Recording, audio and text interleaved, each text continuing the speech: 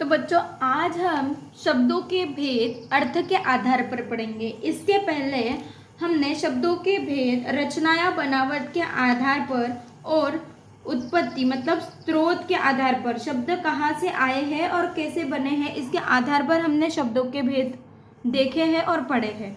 आज हम अर्थ के आधार पर पढ़ेंगे, ठीक है। मतलब उनका अर्थ कैसे निकलता है, क्या अर्थ निकलता है, इसके आधार पर शब्दों के कौन से भेद बने हैं वो देखेंगे। तो अर्थ के आधार पर शब्दों के दो भेद होते हैं। पहला है सार्थक शब्द, दूसरा है निरर्थक शब्द। चलो इसे और विस्तार से पढ़ते हैं। सार्थक शब्द यानी क्या? तो जो शब्द किसी अर्थ का बोध कराते हैं उन्हें हम सार्थक शब्द कहते हैं, ठीक है। जो शब्द किसी अर्थ का बोध करा रहे हो, अर्थ का बोध करा रहे हो मतलब क्या, किसी का अर्थ हमें बता रहे हो, तो उन्हें हम सार्थक शब्द कहते हैं। देखो, भाषा शब्दों का भंडार है और शब्द अर्थ का भंडार है। हर शब्द अपने आप में पूरा अर्थ लिए होता है। किसी शब्द का एक ही अर्थ है तो किसी शब्दों का एक से अनेक अर्थ होते हैं। एक ही अर्थ को प्रकट करने वाले कई शब्द हैं, तो कुछ शब्द किसी दूसरे शब्द के विपरीत अर्थ वाले होते हैं। तो इसी आधार पर सार्थक शब्दों को इन भागों में बांटा जाता है, ठीक है। सार्थक शब्दों को भी इन भागों में बांटा जाता है। तो वो कौन कौन से भाग हैं? एकार्थी शब्द, अनेकार्थी शब्द, पर्यायवाची शब्द, विलोम शब्द, श्रुति सम भिन्नार्थक शब्द, अनेक शब्दों या वाक्यांशों के लिए एक शब्द, एकार्थक प्रतीत होने वाले शब्द और युग्मक शब्द। तो सार्थक शब्द जो है तो ये इन 8 भागों में बांटे जाते हैं। ये हम एक एक पार्ट विस्तार से पढ़ने ही वाले हैं, पर आपको ये ध्यान में रखना है कि सार्थक शब्द में कौन कौन से भेद आते हैं। तो एक बार फिर से देखेंगे। जो शब्द का अर्थ किसी अर्थ का बोध करा रहे हैं उन्हें हम सार्थक शब्द बोलते हैं। यह है इसकी परिभाषा। और इसके भेद जो है वो एकार्थी शब्द है, मतलब एक ही अर्थ वाले शब्द, अनेकार्थी शब्द मतलब अनेक अर्थ वाले शब्द, पर्यायवाची शब्द, विलोम शब्द, श्रुति सम भिन्नार्थक शब्द। यह आपके लिए नया हो सकता है पर हम इससे विस्तार से अगले पाठों में जरूर पढ़ेंगे। अनेक शब्दों या वाक्यांशों के लिए एक शब्द, एकार्थक प्रतीत होने वाले शब्द और युग्मक शब्द। तो ये सारे सार्थक शब्द के भेद है। इनका अध्ययन हम अगले पाठों में जरूर से करेंगे। दूसरा है निरर्थक शब्द। निरर्थक शब्द यानी क्या? तो जो शब्द किसी निश्चित अर्थ का बोध नहीं कराते वे निरर्थक शब्द कहते हैं। निरर्थक इसका अर्थ उसके शब्द में ही है।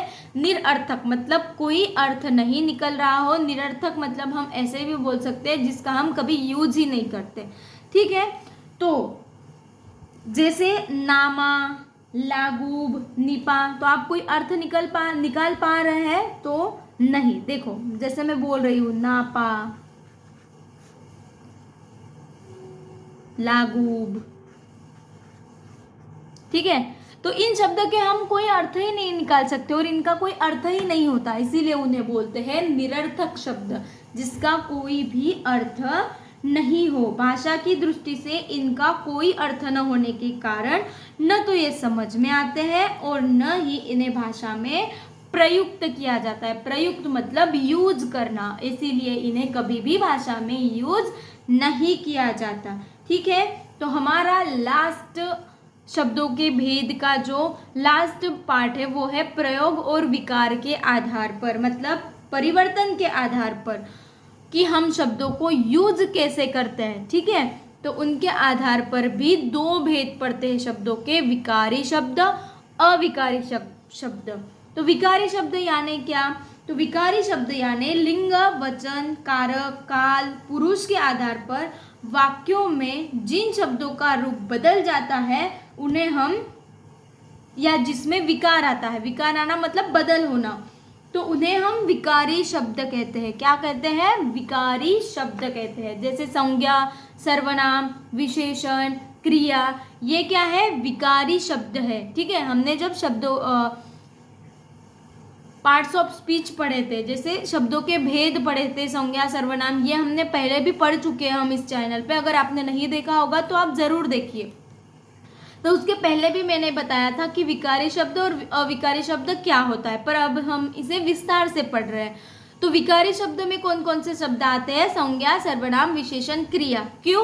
क्योंकि इनमें जब लिंग बदलता है या फिर वचन बदलता है या फिर काल बदलता है या फिर पुरुष बदलता है तो क्या होता है, ये सब में इन शब्दों में क्या होता है? बदल होता है। संज्ञा में बदल होता है, क्रिया में बदल होता है, सर्वनाम में बदल होता है, विशेषण में बदल होता है। तो इसीलिए हम क्या कहते हैं? इन्हें विकारी शब्द। जैसे देखो, हम एक एग्जाम्पल लेते हैं, बालक स्कूल जाते हैं। ये क्या है? ये बहुवचन है। बालक स्कूल जाते हैं मतलब बहुत सारे बच्चों के बारे में बात हो रही है। बालकों को किताब मिली। जैसे ही संज्ञा चेंज हुई वैसे क्रिया भी चेंज हुई। ठीक है, इसका मतलब क्या? उनमें बदलाव आया। लड़की खेलती है, ये क्या है? एक वचन, मतलब एक ही लड़की खेल रही है, इसीलिए हम क्या बोल रहे हैं? खेलती है। अगर बहुत सारी लड़कियां खेल रही है तो हम लड़की खेल रही है ये नहीं बोलेंगे, तो उसमें संज्ञा में भी बदल होगा, विकार होगा, और क्रिया में भी विकार होगा। मतलब क्या? क्रिया में भी बदल होगा। जैसे लड़कियां खेलती है, ठीक है, खेलती है, लड़कियां खेलती है, खेल रही है। ठीक है, तो विशेषण, संज्ञा, सर्वनाम और क्रिया इनमें बदल होता है, इसीलिए उन्हें कहते हैं विकारी शब्द। आगे है अविकारी शब्द।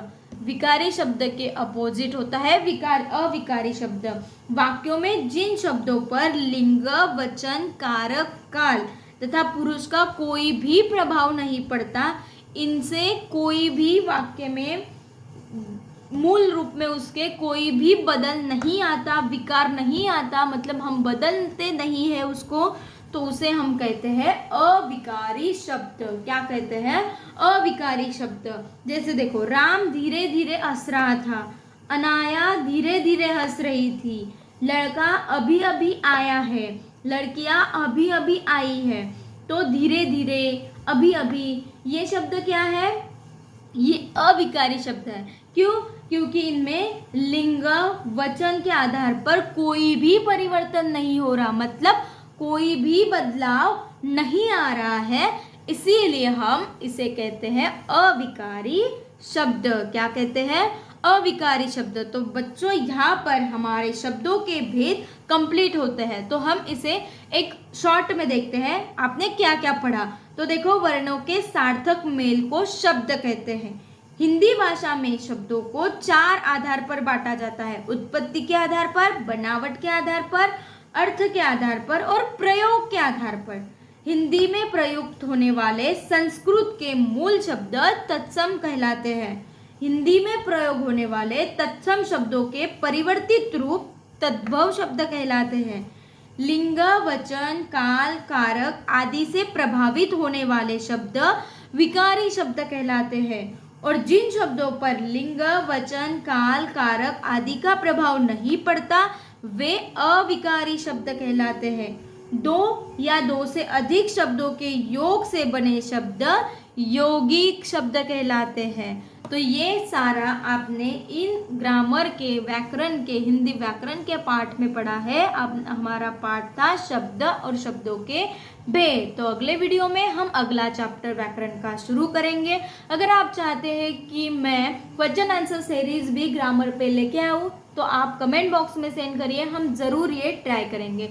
तो मिलते हैं अगले वीडियो में, तब तक के लिए पढ़ते रहिए।